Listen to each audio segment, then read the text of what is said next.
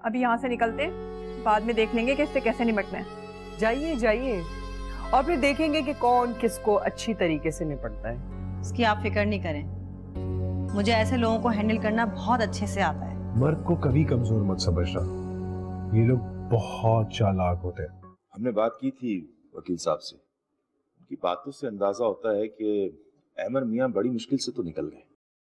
शुक्र है खुदा का, हमारी दुआएं रंग ले आई। अब कम से कम अहमर के रिहा होने की कुछ उम्मीद तो नजर आई। लेकिन तुमने बेग से कहना था ना कि एटलीस्ट हम लोगों को बता ही दिया करे। आप जानती तो हैं अंजुम जी, पुलिस और वकील के चक्करों से तो सल्ला ही बचा है। इन लोगों को जब तक नोट ना दिखाओ ना, काम ही नहीं मिलता।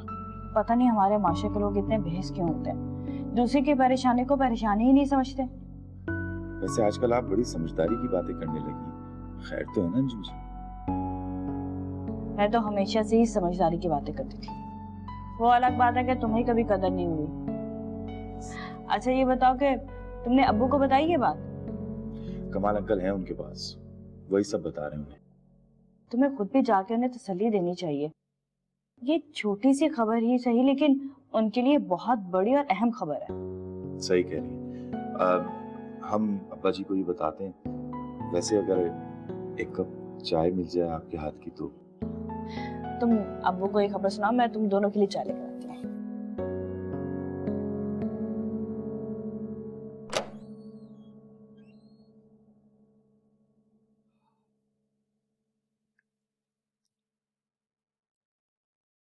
नहीं, मैं आपके लिए चाय ले आऊं? वो तो ठीक है, चाय बना के ले आओ, लेकिन ये मुझाओ कि अम्मी को क्या जरूरत पड़ी थी अब्बा जी से बात करने की? मेरी अम्मा जो भी कहती है ना, तुम्हारे और मेरे फायदे के लिए कहती हैं। और अम्मा ने ऐसा भी कुछ नहीं कह दिया कि तुम्हारे अब्बा जी इतना बिगड़ रहे हैं। वो मेरे बाप है और तुम तो बोलती हो जो तुम्हारे दिल में है। अरे कम से कम अपनी माँ को समझा दो, ऐसी ऐसी बात ना कर दे। मैं तुम्हें साफ साफ बता रहा हूँ, तुम्हारी माँ है ना, ये गड़बड़ कर देगी। कब तक बर्दाश्त करती रहूं मैं तुम्हारे बाप को और उसकी बातों को? मेरी माँ ठीक ही कहती थी, तुम्हारा बाप फिरौन बने बैठा है। तो फिर अब्बा जी ने भी दुरुस्त ही कहा है। तो तुम्हारी माँ जो है ये जमीन तुम्हारे नाम क्यों नहीं कर देती? वो मेरा हिस्सा है, कर देंगी मेरे नाम, तुम्हें क्या मसला है? तो फिर मुझे भी सब मिल जाएगा। सब्र करो और करो इंतजार। नहीं होता सबर मुझसे। कब तक मैं अच्छे घर और चीजों को तरसती रहूं? क्या सलीम को अच्छे कपड़ों की और अच्छे खिलौनों की जरूरत नहीं है? तुम्हारा बाप तो लगता है आबे हयात पीकर बैठा हुआ है, ना मरता है ना जान छोड़ता है। तुम्हारा ये शौक भी बहुत जल्द पूरा हो जाएगा। क्या मतलब? मतलब ये है कि मुझे मेरे प्लान के मुताबिक काम करने दो और अपनी माँ को समझा दो कि हमारे घर के मामलात में अमल दखल करने की कोई जरूरत नहीं। इसी में हमारी बेहतरी है, समझे तुम?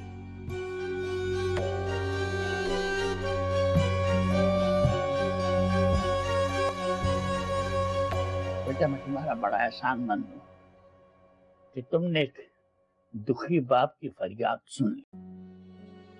अजी कैसी गैरों जैसी बात कर रहे हैं, हम भी तो आपके बेटे ही। हाँ हाँ,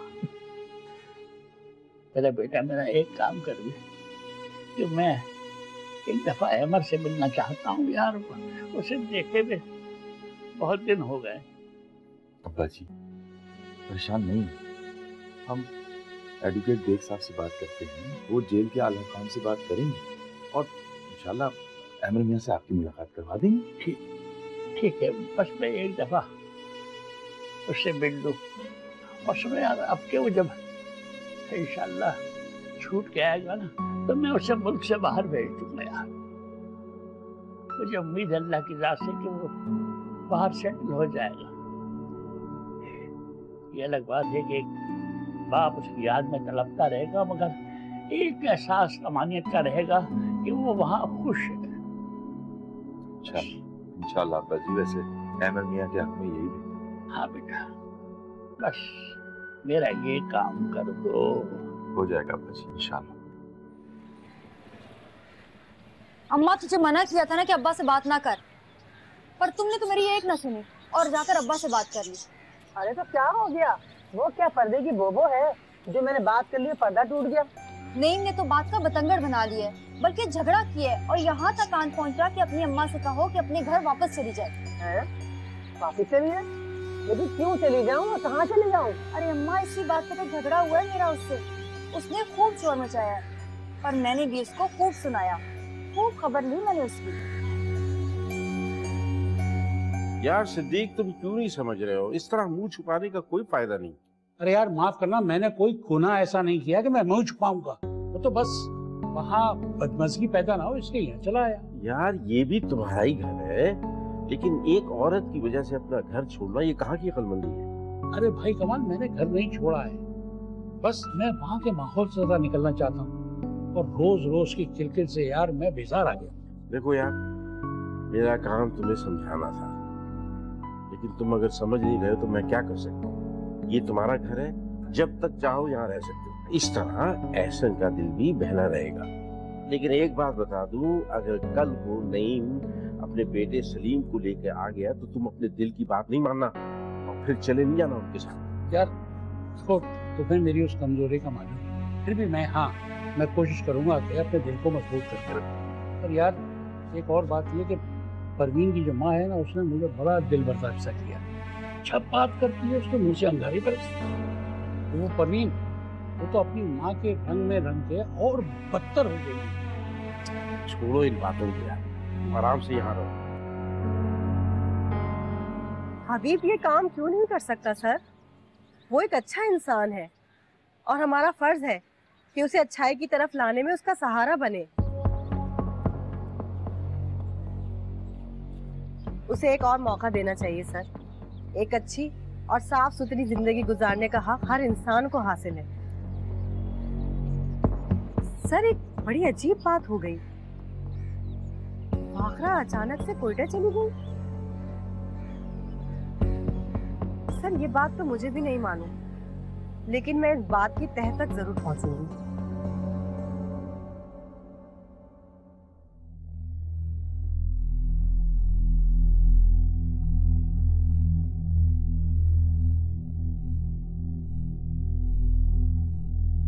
रफीक, क्या बात है?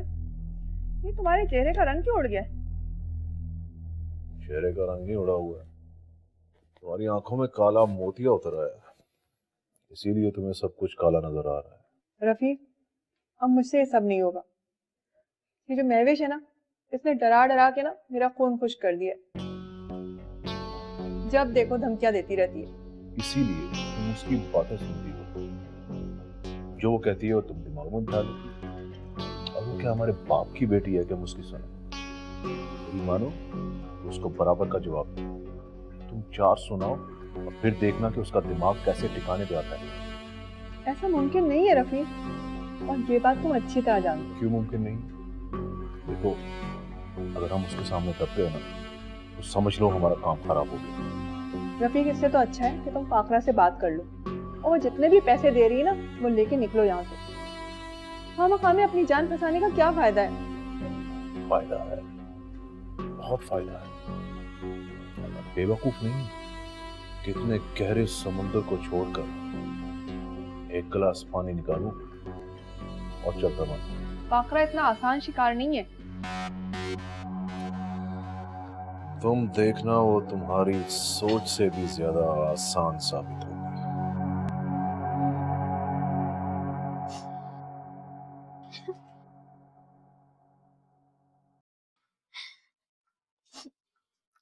दीदी जी, ये लो पानी पी लें।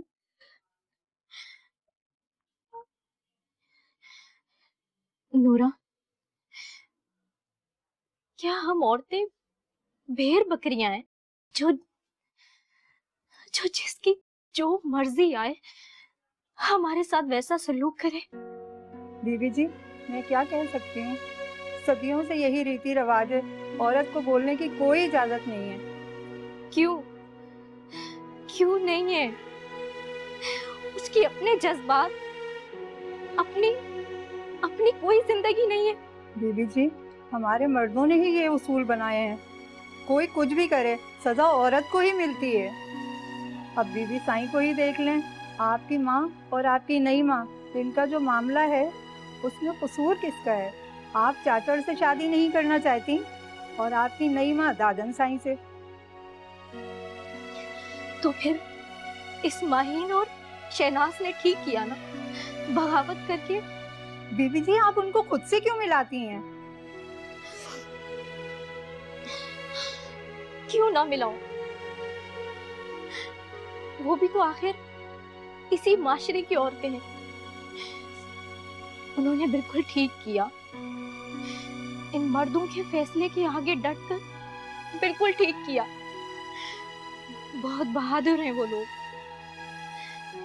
जो टकरा गए इन मर्दों के फजूल फैसलों के आगे। बीबी जी, ये भी तो देखें, उनके ऊपर जिंदगी कैसी तंग है। जिंदगी तंग हुई है ना, सांसें तो तंग नहीं हुई। कम से कम यहाँ सुकून की सांसें तो ले रही है वो। आपके ख्याल में उन दोनों ने जो किया वो ठीक है क्या? हाँ हाँ, बिल्कुल ठीक किया। मुझे अब इस बात का एहसास हो गया है कि इंसान के पास जब कोई राह ना बचे ना, तो वो किसी एक रास्ते पर चल पड़ता है।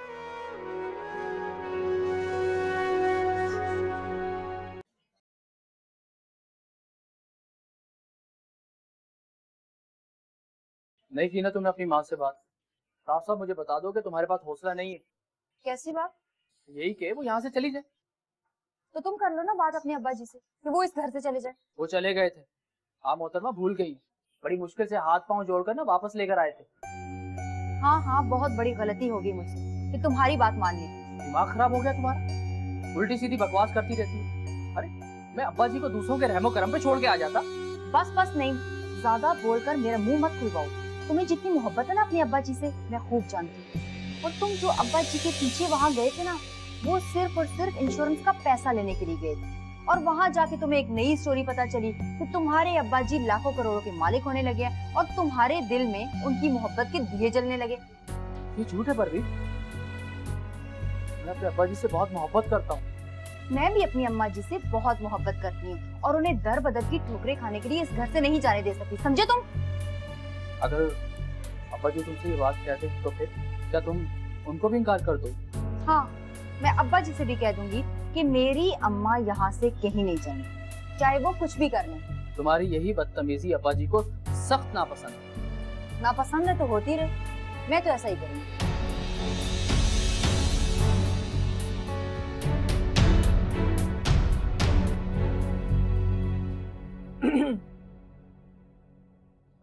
आजीज जी, आप तशरीफ रखिए। खैरियत तो है? आज आपके साथ वो रफीक नजर नहीं आ रहा। क्यों? खैर तो है, तुम्हारी तो उससे बनती नहीं है, तुम्हें उसकी क्यों फिक्र हो रही है? जी बिल्कुल, आपने ठीक कहा, लेकिन जो हरकत रफीक मियां ने की है वो ठीक नहीं की। उनकी गलत बयानी की वजह से उन्हें अंदाजा नहीं है कि हम कितने परेशान हैं। क्या मतलब है तुम्हारा? दिमाग तो ठीक है? रफीक के बारे में कोई गलत बात मत करना, वो बहुत शरीफ इंसान है, आई समझ? और जरा ये तो बताओ, तुम्हें शर्म नहीं आती मेरी बेटी से निकाह पर निकाह करते हुए? आपको गलतफहमी हो रही, समझिए, हमने कोई गलत काम नहीं किया। रफीक मियां ने फाखरा जी को तलाक दी, वो अलग बात है कि उन्होंने ज़बानी दी, लेकिन क्या उन्होंने अल्लाह को मुंह नहीं दिखाना, जवाब नहीं देना, ऊपर नहीं जाना उन्होंने? देखो मियां, ज्यादा बातें ना बनाओ, ना तो रफीक ने तलाक दी और ना ही फाखरा के पास कोई सबूत है, आई समझ? मैं तो हैरान हूँ, मेरी फूल सी बच्ची को तुम लोगों ने क्या कर दिया है कि वो तो हमारी तरफ से बिल्कुल ही पलट गई है। बस रहने दीजिए, आपसे तो हम बात ही नहीं करना चाहते। तो तुमसे कौन बात करना चाह रहा है? मैं अभी जाकर फाखरा से बात करती हूँ और उसे बताती हूँ कि तुम लोग सिर्फ उसकी जायदाद के पीछे हो। जी जी, और फाखरा जी तो जैसे इंतजार में बैठी हैं कि आप उनसे जाके जो बोलेंगी वो फौरन मान लेंगी। किसी गलत फहमी में ना रहिएगा। और एक बात आपको बता दूं, हमने उनसे शादी नहीं की थी, उन्होंने हमें फोर्स किया था शादी करने के लिए। जब भी हमने की है उनसे शादी। तुम्हें अच्छी तरह देखूंगी, आई समझ?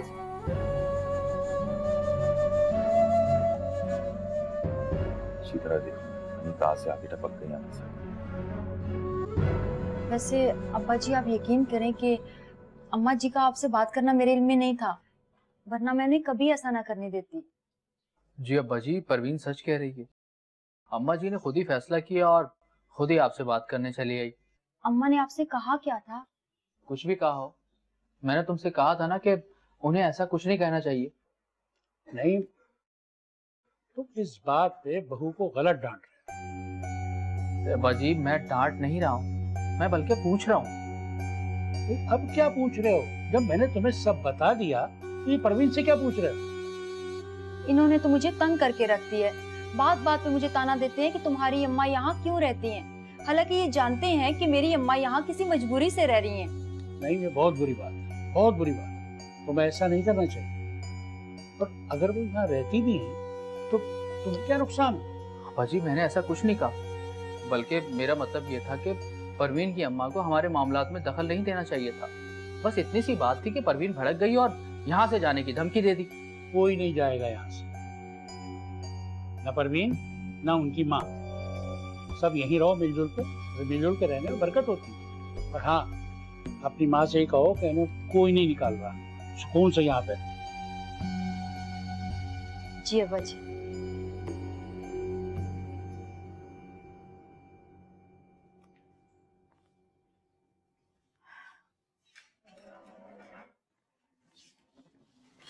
शहनाज चाय बना रही है? हाँ मैं भी पीऊंगी।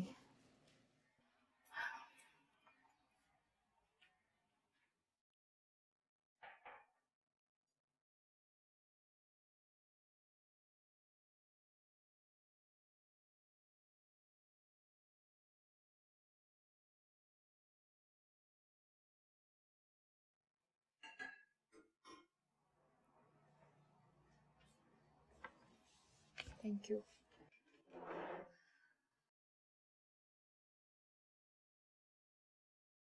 माहिन, एक बात कहूँ तुमसे। बोले। माहिन, तुम दानियाल के पास वापस चली जाओ। कैसी बातें करिए, आपको अकेला छोड़ के चली जाओ? मेरी फिक्र नहीं करो, मैं ऐसे ही खुश हूँ। पहले भी तो तुम लोगों ने मेरा घर बसाया था ना। तुम ये बात क्यों नहीं समझती कि मेरे नसीब में घर की खुशियाँ नहीं है? ये कैसे सोच लिया आपने? आपको कैसे पता कि आपके नसीब में खुशियाँ नहीं है? देखो माहिम, मेरी खातिर अपनी जिंदगी और अपनी खुशियों को दांव पर नहीं लगाओ। जाकर अच्छी जिंदगी गुजारो दानियाल के साथ। अगर तुम्हें मेरी फिक्र है ना तो बस मेरे लिए दुआ करती रहा करो। आप शादी करने शहनाज, मेरे दिल को सुकून मिल जाएगा। कौन करेगा मुझसे शादी? अगर आप राजी हैं तो रिश्तों की कोई कमी नहीं है। तुम अच्छी तरह से जानती हो, पहले भी 2 बार मेरी शादी हो चुकी है और मेरी बदकिस्मती की वजह से मेरे दोनों शौहर अल्लाह को प्यारे हो गए। अब तुम खुद बताओ, ये सब कुछ जानते पूछते कि मैं कितनी मनहूस हूँ, कौन अपनी जिंदगी का रिस्क लेगा? इस सब में आपका कोई कसूर नहीं था, ये सब आपके मुकद्दर में लिखा था। और मुकद्दर तो ऊपर वाला बनाता है ना। और हम ये कामवक्ली की वजह से उसके फैसलों को समझ ही नहीं पाते। तुमसे बहस करना बिल्कुल बेकार है। ठीक है, अगर तुम्हारी यही खुशी है ना, तुम कोशिश करके देखो। आप बहुत अच्छी हैं शहनाज, मैं मुख्तार साईं से बात करती हूँ। मेरा तुम्हें ये बात बताने का हरगिज ये मतलब नहीं था कि तुम खामखा अपनी बीवी पे गुस्सा करो। अब्बा जी मैं क्या करूं, मुझे गुस्सा आ गया था। तो भाई, गुस्सा अगर आ भी जाए इंसान को तो उसे कंट्रोल करना चाहिए अपने आप पे। अब्बा जी आप तो जानते हैं कि मुझे खुद पे काबू नहीं है और परवीन की माँ को कोई हक नहीं कि हमारे मामलात में दखल अंदाजी करे। तो आज रात कमाल और एहसन दोनों यहीं पे खाना खाएंगे। मैंने उन्हें दावत दी, तो जरा परवीन से कह दो कि अच्छा सा इंतजाम कर। आपने बुलाया उन्हें? हाँ, बुलाया है उन दोनों को यहाँ खाने पे, बस आने ही वाले होंगे थोड़ी देर में। अरे भाई, अरसलान मियाँ बिल्कुल ठीक हैं और थोड़ी सी तबीयत उनकी खराब हुई थी, वहाँ पे डॉक्टर मौजूद है और उनका ख्याल करने वाले लोग भी हैं।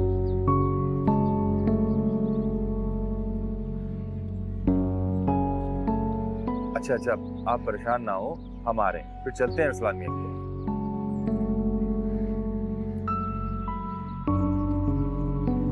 क्या? अगर ये बात हमें पहले पता होती ना, खुदा की कसम हम अरसलान मियाँ को पता नहीं कब ले आते।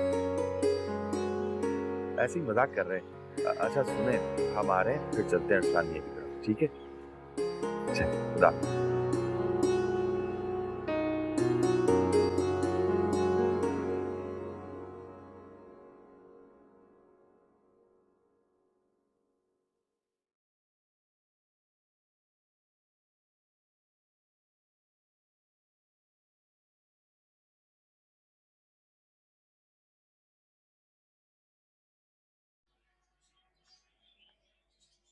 क्या बात है? नहीं कुछ परेशान लगी, खैरियत है ना?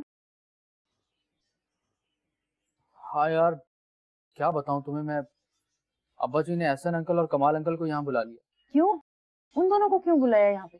तुम्हारी माँ ने ये जो चांद चढ़ाया ना, उसे देखने आ रही हैं दोनों। तुम तो जैसे मेरी माँ के पीछे ही पड़ गए हो। क्या बात कर रही है? मेरे पास कोई और काम नहीं है? अरे मैं तो ये सोच के परेशान हो रहा हूँ कि वो दोनों मिलकर अब्बा जी को नई पट्टियां पढ़ा देंगे, और देख लेना मेरे सारे किए किराए पे पानी फिर जाएगा।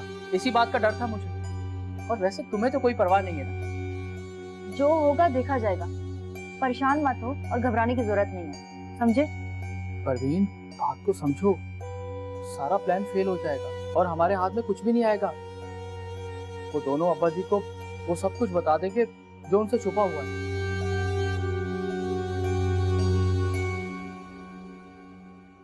हाँ, किसका फोन था? क्या कमाल के किसी रिश्तेदार का था? अरे वो गया कहाँ है? कुछ बता के गया, कब तक आएगा?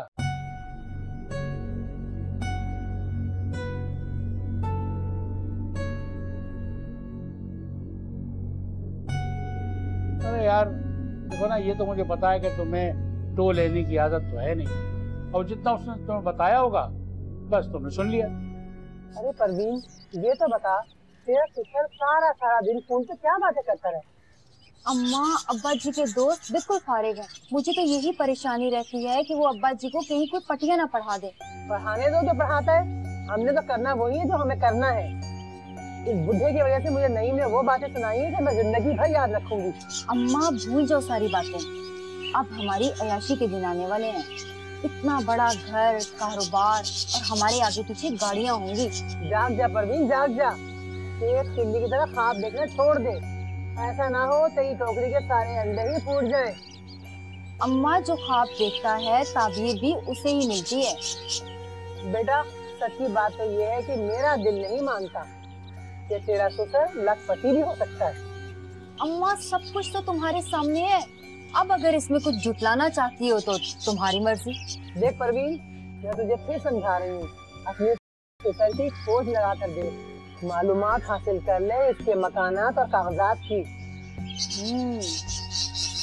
बात तो तुमने पते की है अम्मा। मैं करती हूँ आज नहीं से बात। बेटा, ये बाल मैंने धूप में सफेद नहीं किए, एक उम्र काटी जमाने को देखते हुए। तेरा ससुर तो शक्ल से ही पढ़ी से लगता है, कुछ भी नहीं उसके पास।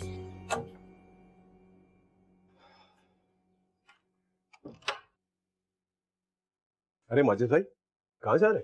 हम वो जरा अंजुम जी के पास जा रहे हैं। अच्छा, तो आप फाखरा मैडम के साथ कोयटा क्यों नहीं गए? पता नहीं, हम क्या कह सकते हैं, वो अपने साथ लेके नहीं गई, और वैसे भी हमें इंटरेस्ट नहीं है कोई इस बिजनेस में। अरे भाई, इंटरेस्ट तो लेना पड़ेगा, अब इस कारोबार के असल मालिक तो आप हैं। छोड़े अभी मियां, हम कहाँ से मालिक बन गए? आप तो जानते हैं फाखरा जी ने हमें जबरदस्ती मालिक बनाया। भाई, अब कारोबार हाथ में लिया है तो इसकी भागदौड़ भी संभालनी पड़ेगी।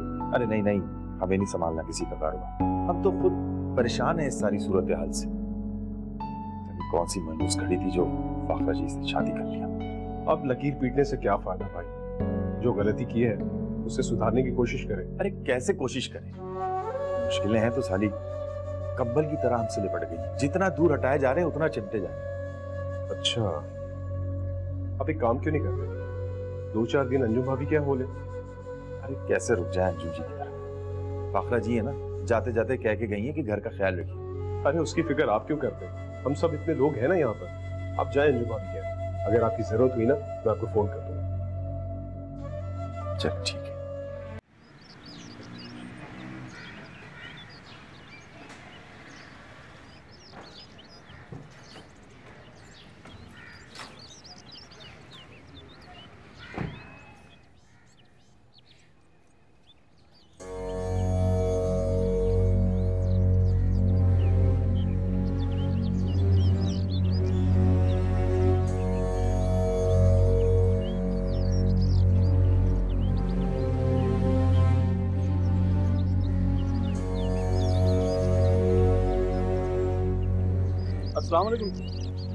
वालेकुम अस्सलाम।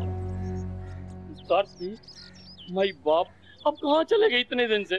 मुझे आपकी बहुत याद आ रही थी। कहो क्या बात? नहीं, फारिग बैठे बैठे जिस्म को जंग लग रहा है, तो मैं क्या कर सकता हूँ? कोई काम तो बताएं। कब तक मुफ्त की रोटियां तोड़ता रहूंगा? तुम चाचा साईं के मुलाजिम हो और वो यहाँ पे नहीं है। जब तक वो नहीं आते तब तक तुम मुफ्त की रोटियां ही तोड़ो। सही अहमद सही कब आएंगे ये तो कोई नहीं जानता। हाँ जावेद, याद आया, बाबा साईं को जमीनों के लिए बंदा चाहिए। अगर तुम कहो तो मैं उनसे बात करता हूँ। नहीं सही नहीं, मैं यहाँ से नहीं जाना चाहता, बस शादी करके अपना घर बसाना चाहता हूँ। अच्छा, तो ये कहो ना कि तुमने किसी को पसंद कर लिया है और ये सब बातें उसके कहने पर कर रहे हो। सही, पसंद तो मैं उसे दिल जान से करता हूँ, पर ये मालूम नहीं है कि वो मुझे पसंद करती है या नहीं। तो फिर ये मालूम करो, अगर ऐसा है तो मैं तुम्हारी उससे शादी करवा दूंगा। सही, शादी तो आप ही कराएंगे ना? क्यों नहीं?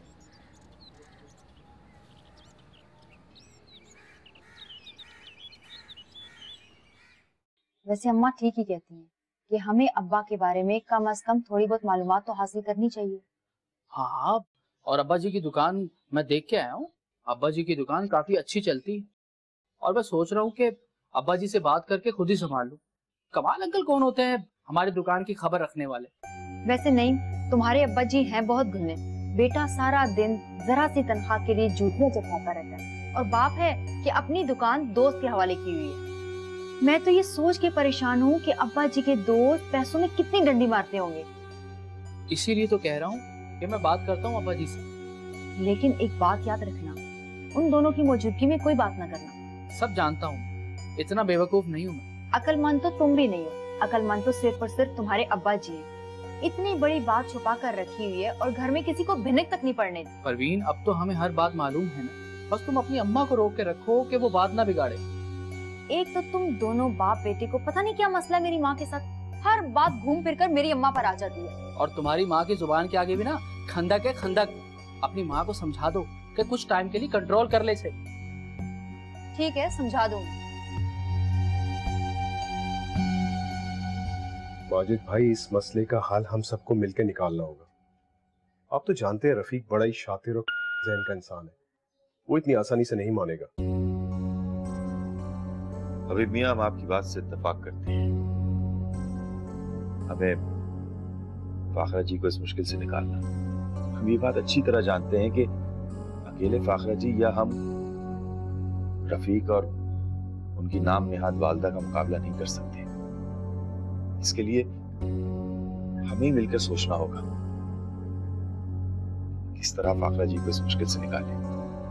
आखिरकार हम उनके शौहर हैं, हम उनकी मदद नहीं करेंगे तो और कौन करेगा? पर मुझे तो ये समझ नहीं आ रहा कि फाखरा मैडम के हाथ तो बहुत लंबे हैं। मैं और महविश तो इस बात का इंतजार करें कि आखिर वो कब स्टेप उठाएंगी। माजिद साहब, आप ये बात बहुत अच्छी तरह से जानते हैं कि फाखरा अंडर ऑब्जर्वेशन है और ये बात भी अच्छी तरह से जानते हैं कि वो निहायत होशियार है। वो तो अपने साये तक पे भी नजर रखती है। फाखरा इस बात से बाखबर है कि उनका उठाया हुआ एक भी गलत कदम उन्हें जेल की सलाखों के पीछे धकेल सकता है। ठीक कह रही हैं। फिर आप ही बता दें कि हम क्या करें। मुझे तो लगता है कि हमें जावेद को ही बुलवाना पड़ेगा। इस मसले में वही हमारी मदद कर सकता है। अरे ये जावेद कौन है भाई? देखें, हम इनको नहीं जानते। खामखा के अंदर इस तरह से इन्वॉल्व ना करें लोगों को, ऐसा ना हो कि हम किसी नई मुसीबत में फंसे। अरे माजिद साहब, जावेद एक सड़क छाप गुंडा है जिसपे अहमद शेख ने हाथ रखा हुआ। इसके अलावा उसकी कोई और हैसियत नहीं है। नहीं भाई, नहीं, हमें बहुत डर लग रहा है। देखिए, अभी बात सिर्फ हमारे दरमियान है। कल को ये बात अगर बाहर निकल गई तो फाखरा जी की खामखा बदनामी होगी और हम ये नहीं चाहते कि फाखरा जी की बदनामी हो। जो भी मसले का हल निकालना है वो बस हमने मिलकर ही निकालना है। प्लीज। मेरे ख्याल से माजिद साहब बिल्कुल ठीक कह रहे हैं हबीब। इससे मसाइल बढ़ेंगे, कम नहीं होंगे। और वैसे भी जावेद तो एक उजट गवार इंसान है, उसे तो और शय मिल जाएगी ना। और अगर कल को वो रफीक से पैसे लेकर अपनी साइड तब्दील कर ले इससे तो और मसले बढ़ जाएंगे, एक नई दुश्मनी निकल आएगी। कह तो तुम ठीक रही हो, इसका मतलब ये है कि इन मसाइल का हल हमें खुद ही निकालना है।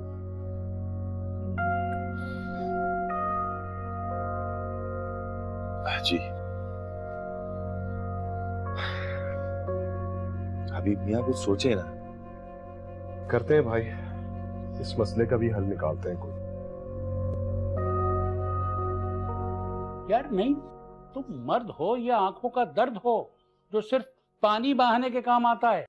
यार तुमसे एक तुम्हारी बीवी तो कंट्रोल होती नहीं है, ऊपर से तुमने सास को बुलवा लिया है। अरे अब्बा जी, आप यकीन कीजिए, इसमें मेरा कोई कसूर नहीं है। हाँ हाँ सही कह रहे हो, कोई कसूर नहीं है। वही वाली बात है कि हम उन्हें इल्जाम देते थे और कसूर अपना निकल आया। बस सही है बेटा, यही कसर रह गई थी, वो तुमने पूरी कर दी। अब्बा जी आप तो जानते हैं मैं परवीन को कितना डांटता हूँ। ये अब क्या फायदा, ये काम तो तुम्हें शादी के उस वक्त करना चाहिए था जब पहली दफा तुमसे परवीन ने जबान चलाई और वो चाय का कप फेंका जमीन पे। अरे यार देखो, नहीं ये तमाम बातें करने की जरूरत नहीं, मुझे हर बात का पता है। और यकीन करो कि मेरा अब यहाँ रहने का बिल्कुल दिल नहीं होता। अगर सलीम की जंजीर मेरे पैरों में नहीं हो ना, तो मैं घड़ी की चौथाई में यहाँ से चला जाऊँ। लेकिन अब्बा जी आखिर क्यों? मैंने तो ऐसा कुछ भी नहीं कहा है आपको। अरे तो भाई कह दो ना, जब एक गैर औरत इतनी बात मुझसे कर सकती है तो तुम तो मेरा खून हो, जो चाहो कहो। अब्बा जी मुझे माफ कर दीजिए, आइंदा ऐसा नहीं होगा। बेटा देखो, मेरा काम तुम्हें समझाना है। अगर अब भी समझ जाओगे, हर मामले को संभाल लोगे तो बेहतर। हौसला रखें माजिद भाई, सब कुछ ठीक हो जाएगा, थोड़ा वक्त दरकार है बस। क्या करें, हमारी तो कुछ समझ में नहीं आ रहा। सर पे लाके अलग बिठा दिया, कैसे निपटेंगे इनसे? हो जाएगा भाई, सब कुछ ठीक हो जाएगा। तुम यहाँ क्या कर रहे हो और किसने इजाजत दी तुम्हें यहाँ आने की? देखें रफीक मियां, अगर फाखरा जी ने आपको और उन खातून को यहाँ रहने की इजाजत दे दी है तो इसका मतलब हरगिज नहीं है कि आप जहां भी मुंह उठाएंगे चले आएंगे और हम बर्दाश्त कर लेंगे। बर्दाश्त की भी एक हद होती है। खामोश क्यों खड़े हो, ज़बान नहीं है मुंह में? हैरान मैं इस बात पे हूं कि जिसे चिल्लाना चाहिए वो इतने निचले लहजे में बात कर रहा है, जिसका ना कोई ताल्लुक ना वास्ता, उसे चैन नहीं है। क्या समझूं इसे? तुम मुझे जानते नहीं हो रफीक, तुम्हारी बेहतरी इसी में है कि यहाँ से चलते नजर आओ बस। मुझे मजबूर ना करो कि मैं भी कोई गलत कदम उठाऊं। देखिए रफीक, आप ये ठीक नहीं कर रहे। क्या सही है और क्या गलत, ये मैं अच्छी तरह जानता हूँ। आखिरा से कहना कि जो काम मैंने उसे कहा है उसे जल्द अज जल्द पूरा करें। बस टाइम नहीं है इतना, मुझे और भी काम करना है, समझे?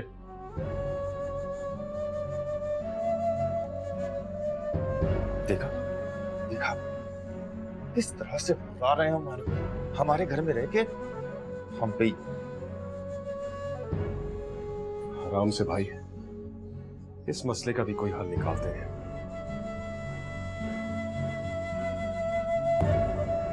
मेरी तो जान ये सोच सोच कर हलकान हो रही है कि कमाल अंकल और ये दोनों मिलकर क्या फैसला करते हैं। जो भी फैसला करें हमें इससे क्या। अब क्या हम अपनी जिंदगी उनकी मर्जी के मुताबिक जिएंगे? मुझे तो लगता है कि तुम्हारी और तुम्हारी अम्मा की वजह से ना ये मामला बिगड़ जाएगा, क्योंकि ना तो तुम्हारी जुबान में ब्रेक है और ना ही तुम्हारी माँ की। देखो नहीं, अगर तुम्हें मेरी माँ से इतनी नफरत है ना तो साफ साफ अम्मा से जाके कह दो कि वो यहाँ से चली जाएं। मेरा मतलब ये नहीं है, मैं सिर्फ ये कह रहा हूँ कि प्लीज कुछ दिन और सब्र कर लो। आखिर कब तक? ना तो तुम्हारा बाप मरता है ना यहाँ से कहीं जाता है, आखिर कब तक हम अपनी जुबान बंद करके बैठे रहेंगे? अच्छा एक काम करो, जब अब्बा जी रूम में हो ना तो मत जाया करो, ना तुम जाओगी और ना ही कुछ होगा। बस बस, अपनी तरकीबें अपने पास ही रखो। ये तो तुम मुझे मेरे ही घर में कैद कर रहे हो, वो भी अपने बाप की खातिर। ओहो परवीन यार, ये मसलियत का तकाजा नहीं है। अरे हमने बात को बिगाड़ना नहीं है बल्कि बनाना है।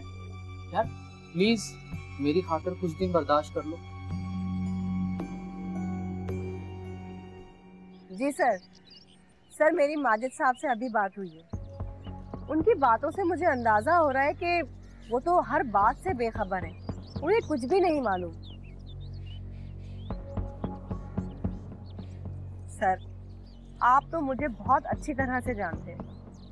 सर मैं उनकी साइड नहीं ले रही हूँ। मैंने तो इस फर्ज की खातिर अपनी शादीशुदा जिंदगी को भी दांव पे लगाया हुआ है। सर मैं बस ये चाहती हूँ कि अगर कोई शख्स किसी भी एक्टिविटी में इन्वॉल्व नहीं है तो उस मासूम को कुछ ना कहा जाए। और सर आप तो फिर जानते हैं कि अगर कोई मासूम शख्स थाने और कचहरी के चक्कर में पड़ जाए तो फिर उसकी जिंदगी कितनी आजाब हो जाती है। सर आप बिल्कुल बेफिक्र रहें, मेरा फर्ज सबसे पहले है। जी सर, मैं आपको सारी बातों की इंफॉर्मेशन देती हूँ। Okay sir. पापा जी वो आपसे एक बात करनी थी। हाँ हाँ बोलो बेटा, क्या बात? सोच रहा हूँ कि आपकी दुकान संभाल लूं। वैसे भी 1 महीने से ऑफिस में बहुत परेशानियां चल रही। कैसी परेशानी? अरे अब्बा जी क्या बताऊँ आपको, अफसरान मुझसे नाराज हैं और ये सब कुछ नीचे के लोगों का किया धरा। मैं सोच रहा हूँ कि 2 महीने की छुट्टी ले। छुट्टी लेने से ये मामला हल तो नहीं होंगे ना, बल्कि वहाँ लोगों को मजीद मौका मिल जाएगा तुम्हारे लिए खराबियां पैदा करने का। हाँ ठीक कह रहे हैं अब्बा जी आप, मैं सब समझता हूँ, लेकिन क्या करूँ? अगर रहता हूँ तो उल्टा सीधा केस मेरी जान पे डाल देंगे और अगर छुट्टी लेता हूँ तो नौकरी जाने का खतरा। बेटा इसीलिए तो कह रहा हूँ कि हालात से भागना किसी को और मुनासिब नहीं है, बल्कि वहाँ रह के हालात का मुकाबला करो। लेकिन अब्बा जी आपकी दुकान भी तो मेरी है ना, फिर इसमें कौन सी बुराई है? अपना काम है, टाइम दूंगा तो रिजल्ट भी अच्छा आएगा और आमदनी भी ज्यादा होगी, फिर बाद में नौकरी छोड़ दूंगा। भाई ये दुकान बढ़ने पे कमाल ही देख रहा है, सारे मामलात कमाल देखता है, और हिसाब किताब है और लड़कों को संभालना, सब चीजें कमाल ही देख रहा है। पर वो भी तो बूढ़े हो गए ना, अच्छा है मैं संभालूं, और कल को अगर उनकी आंखें बंद हो गई तो दुकान संभालना बहुत ज्यादा दुश्वार हो जाएगा। क्या हुआ नसरीन, परेशान लग रही हो? भाई मैं गोठ नहीं जाना चाहती। तो तुम्हें गांव कौन भेज रहा है? बाबा साईं की कॉल आई थी, मुझे गोठ वापस बुला रहे, मेरी शादी करना चाहते हैं। उस चाचड़ से?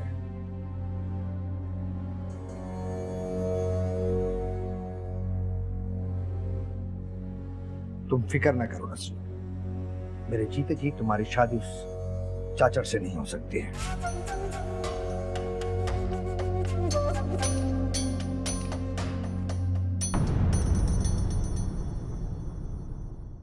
आप उन्हें तलाक दे चुके हैं, और एक बात कान खोल कर सुन लीजिए, हम पर ये अपने झूठे दावे करने की जो है ना, रोक झाड़ने की जरूरत नहीं है। परवीन बात को समझो, हमारा अच्छा रवैया ही हमारी इंश्योरेंस पॉलिसी है, और अगर अब्बा जी खुश हो गए ना तो सब कुछ हमें मिलना है। नूरा मैं इन दोनों को जब देखती हूँ मेरा खून खोलने लगता है। तुम ही कुछ करो, नहीं तो मैं इन दोनों को मार डालूंगी।